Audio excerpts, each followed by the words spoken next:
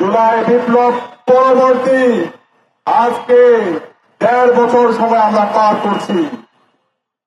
আজকে ৫০০ দিনের আদালতাবাদী ওই দলের দেখেন, আপনারা দেখতে পাবেন ওই দল পুরো সময় ধরে চাঁদাবাজি, টেন্ডারবাজি, ধর্ষণ, সন্ত্রাস এবং মাফিয়াতন্ত্র কায়েম করেছে।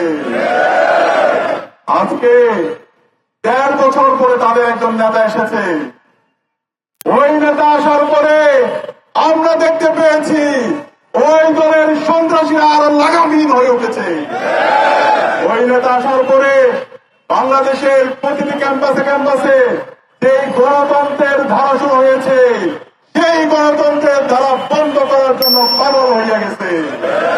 আমরা দেখতে পেয়েছি শাহজালাল বিজ্ঞান ও প্রযুক্তি বিশ্ববিদ্যালয়ের যে নির্বাচন, সেই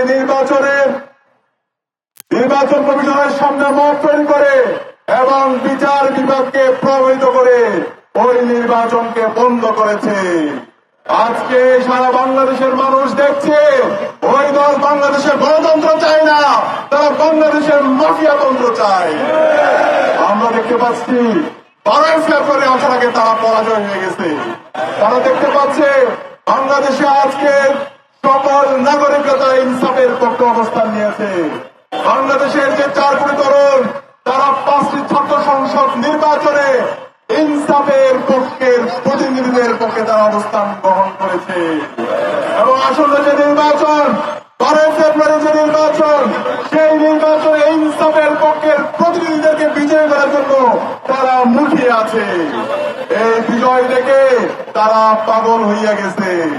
আজকে তারা কাপুরুষের মতো সারা দেশে আবার মা বোনদের উপর হামলা করছে। আমরা বলতে চাই, ওই বিএনপি সন্ত্রাসীরা আর কোন মা বোনদের উপর যদি তোরা হামলা করোস, আমরা সারা দেশের 18 কোটি জনতাকে নিয়ে প্রতিরোধ করে তুলবো।